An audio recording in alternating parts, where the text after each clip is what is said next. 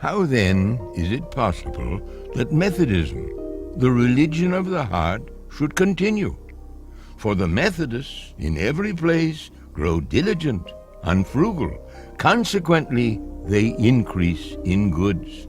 Hence, they proportionately increase in pride, in anger, in the desire of the flesh, the desire of the eyes, and the pride of life.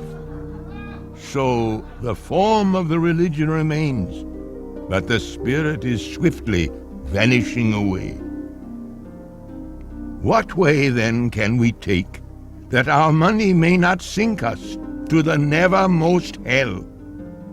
There is one way, and there is no other under heaven. If those who gain all they can and save all they can will likewise give all they can, then the more they gain, the more they will grow in grace, and the more treasure they will lay up in heaven. Wesley's sermon on the use of money is a helpful starting point in understanding his rules for the use of wealth. Number one, earn all you can. We hardly need to be encouraged to follow that rule, do we? But a closer reading of Wesley will reveal that he had something very different in mind than the aggressive acquisitiveness that characterizes much of American society. His sermon, in fact, is a polemic against destructive ways of earning. He warns against earning money by hurting oneself or others or the world about us. For Wesley, work is a means of participating in God's creative and healing activity in the world. Gaining all we can is participation in God's efforts to heal and redeem all creation. Our labor is part of the giving, not the means to personal gain. Therefore, earning all we can is a call to give ourselves to God's mission in the world. For instance, my training my daughter to volunteer in working with children as opposed to spending her Saturdays at the mall is teaching her that she's responding to God's grace. And teaching her to give. And teaching her to give, okay. Mm-hmm. And how you help your daughter choose her vocation, for example. Wesley's concept of earn all you can was not just choose a vocation on the basis of how much, what pays the most, but earn all you can that could, in a way that contributes to the life of the world or that contributes to God's mission. Well, I told her I wanted her to be a doctor, so can she earn a lot do both, and do both? Yeah. Having gained all you can by honest wisdom and unwearied diligence, John Wesley says, save all you can. Again, Wesley's emphasis is a challenge to the contemporary practice of accumulating and hoarding rather than an endorsement of the practice. Wesley warned the people called Methodists about building up large savings accounts. He even compared such a practice to throwing your money into the sea. His call to save all you can is really a call to a simplified lifestyle. It's a warning to avoid opulence, self-indulgence, and extravagance. Wesley's lists of superfluous expenses would indict most of us. Expensive furniture, clothing, entertainment, unnecessary foods and books, and even what he called elegant gardens. Wesley could not justify acquiring luxuries while poor people lacked the necessities of life. He strongly denounced opulence as an affront to God and considered that anything we have that is unnecessary as being extracted from the blood of the poor. Stewardship in the Wesleyan tradition includes not merely using what we have, but what we choose not to have in order for others to have the necessities for living. Are we willing to earn less on our stock investments in order to relieve the burden on the economies of the third world? Are we willing to pay more for Nike shoes in order for workers in Asia or Africa to receive a decent wage? Are we willing to simplify our living so that others might simply live? Wesley would respond with a resounding, yes, we must. For instance, if I invest in the stock market and things go very well and I get a lot of money, and I decide to buy a big car instead of a medium-sized car, is that extravagance? I mean, I've got the money. That Wesley's whole understanding of money would be a challenge to what we would call today consumerism. The feeling that we have to have more and more in order to be somebody.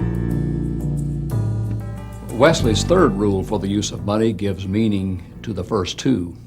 We are to earn all we can and save all we can so that we can give all we can. Save all you can by cutting off every expense which serves only to indulge foolish desire, to gratify either the desire of the flesh, the desire of the eye, or the pride of life. Waste nothing on sin or folly, whether for yourself or your children, and then give all you can, or in other words, give all you have to God. I know Wesley was alone, and sometimes he didn't have the responsibilities we have nowadays with a wife and children, and so I'm trying to earn all I can and save and give, but it's just not quite the same. Well, it is a different context, isn't it? Because Wesley's life was different from our life.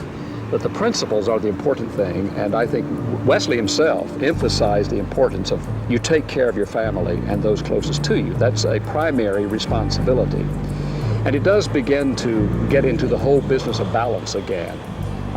And I recognize that we live in a different social and economic context where when you get out of school you have already a lot of indebtedness, which Wesley didn't have. You have a different tax system than we have now.